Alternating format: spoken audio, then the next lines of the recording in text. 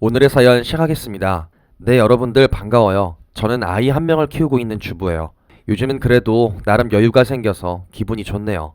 아들놈은 이제 대학생이고 지한테 여친이 생겼는지 아주 여행을 자주 가고 놀고 그러더라고요. 뭐 여친한테 해주는 만큼 저한테 조금이라도 해주면 좋겠다는 생각이 들지만 뭐 때로는 스스로 알아서 생활하는 거 보면 대견하다는 생각이 들었어요. 게다가 용돈을 주다가 나중에 알바를 하고 나름 능력이 되는지 아예 용돈 받지 않겠다고 하더니 최근에는 목돈을 만들어서 보내주더라고요. 사실 아들이 목돈 안 보내도 괜찮은데 아들이 굳이 보내서 어디 여행 가거나 그럴 때 쓰라고 하는데 뭐 거절을 할 수가 있던가요? 자식을 이기는 부모가 없다고들 하잖아요. 그렇게 아들을 보면서 느낀 점들을 기억하다가 시어머니가 문득 생각이 나더라고요. 왜 시어머니냐면 평소에 잘 해줘서 그런 거라면 사실대로 말하자면 아니에요. 오히려 못살게 굴고 진짜 뭐랄까 가정에는 별로 신경을 안 쓰고 자기 이익에만 관심이 많은 사람이었어요. 얼마나 심했으면 제 아들도 할머니는 보고 싶지도 않다고 말을 할까요? 아무리 시월드라고 해서 시어머니 분들 중에 못되게 구시는 분들이 있어도 손자 손녀한테는 잘해주는 분들이 많으시잖아요. 근데 아들한테도 제대로 사랑을 해준 적이 없었어요. 아들이 어릴 때 인사를 하고 해도 받아주지도 않았고 아들이 뭐하든 냉대하고 그랬어요.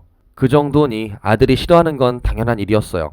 대체 시어머니와 무슨 악연이 있는지 상세히 설명을 드릴게요. 이게 어디서부터 시작을 하냐면 아무래도 시어머니와 처음 만나게 되는 결혼 초기부터 시작하면 되겠네요. 부모님들의 주선으로 저와 남편은 만나서 결혼을 하기로 했는데 부모님과 시아버지는 괜찮다고 하는데 시어머니는 저희 집 보고는 어디 혼수 준비 제대로 할 것 같냐고 혀만 끌끌 차고 그랬어요. 그렇다고 돈을 주시는 것도 아니고 하도 불평을 해서 남편이 그만 좀 하라고 하며 여러 번 싸움이 나고 그랬어요. 그 뒤로 결혼을 하고 나서도 그래요.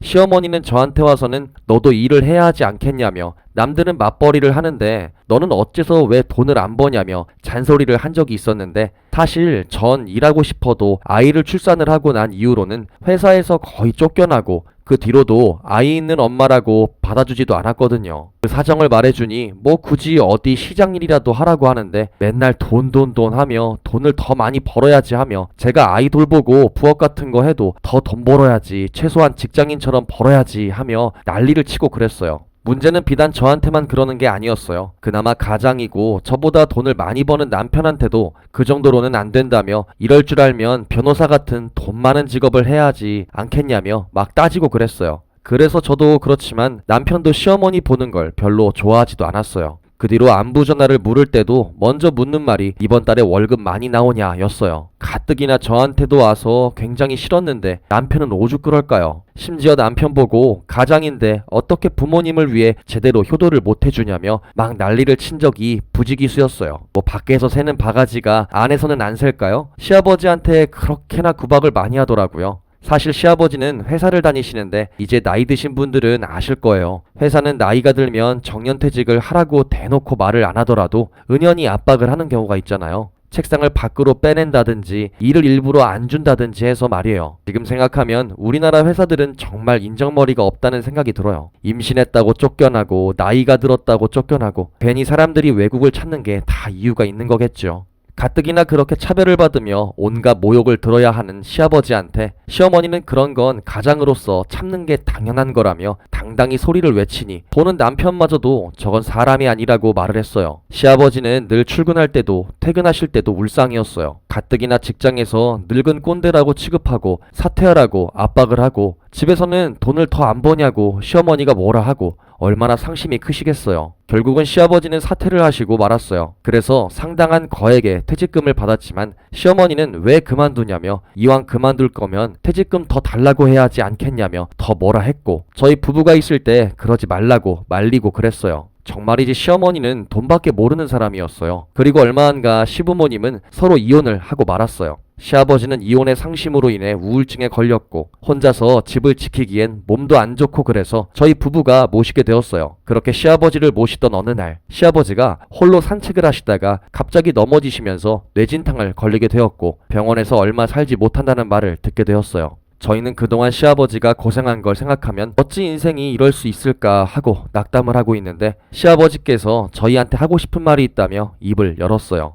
내가 예전에 땅을 사둔 곳이 있는데 거기서 텃밭 좀 가꾸면서 살고 싶었는데 이혼당하고 나니까 그런 마음이 없어지고 몸도 성치 않으니 그 땅 너네가 가져라 라고 말씀을 하셨고 얼마 안 가 하늘나라로 떠나고 말았습니다. 장례식을 치른 다음 어느 정도 마음이 진정이 되고 나서야 시아버지가 말하는 땅이 뭔지 알아보았는데 시아버지가 샀던 당시에는 주변에 아무것도 없어서 싸게 구입을 하셨다고 하는데 저희가 보니까 거기에 재개발이 진행되면서 땅값이 상당히 높게 올라간 상태였어요. 그리고 시아버지가 남기신 퇴직금과 노후 재산 일부도 있어서 건물을 지었고 그렇게 저희는 시아버지의 선물을 크게 감사를 하고 있었어요. 그러나 그걸 시어머니는 어찌나 귀신같이 알았던지 뜬금없이 남편의 재산은 아내 거라고 우기며 저희 보고 인감도장을 내놓으라는 거예요. 재산은 자기 거라고 말이에요. 저희는 시어머니는 그동안 시아버지를 구박만 했지 잘해준 게 있냐면서 시아버지가 얼마나 고생을 하셨는지 아냐고 말씀을 드렸는데 시어머니는 그건 그거고 난 너희들의 어머니니까 내가 간수해야 하지 하며 우기다가 나중에 법원에 고소를 한다고 난리를 치더라고요. 그 뒤로 저희한테 협박을 하며 어떻게든 재산을 가져가려고 그랬어요. 자식이라고 별 쓸모가 없어. 어디 한번 나 없이 잘해봐. 내가 가만히 있을 줄 아냐? 맨날 전화로 뭐라 하고 자기 친척분들 데리고 가서 으름장 두고 진짜 무슨 자기 아는 사람이라고 씨름 선수 마냥 덩치 큰 사람을 데려와서 소리를 지르는데 그때 무서웠어요. 이봐 그냥 내놔. 가족인데 뭐 이리 칠칠맞게 굴어. 그 덩치 큰 사람이 자꾸 와서 뭐라 했고 그 뒤로도 일주일에 3번 시어머니와 같이 오고 그랬어요. 어떤 때는 혼자 와서 절 밀쳐낸 적도 있었고 결국은 그 남성은 제가 신고를 해서 감옥에 가게 했어요. 뭐 갈만한 게 밀쳐내고 가구 파손하고 협박을 하며 몽둥이 같은 걸 휘둘렀거든요. 시어머니는 이걸 알면서도 묵과했고요. 저는 이러다 못 버티겠다고 말했지만 남편은 기다리라며 언젠가 협박한 것들 다 모아 고소를 할 테니 일단은 재산 소송부터 이기고 보자고 그랬어요. 그렇게 갖은 협박과 폭행이 있어서 저희는 해보라고 하며 소송에 응했고 변호사를 고용하며 싸웠는데 애초에 시아버지가 문서로 넘겨준다고 한 게 있고 모든 걸 다 절차대로 했는데 문제가 될 리가 있던가요. 결국은 저희가 승소했고 그동안 사람 부르고 협박한 거 다 증거로 남겨서 그걸로 맞고소를 해서 그마저도 이겨내 피해보상금을 시어머니가 내야 한다는 판결을 내리게 되었어요.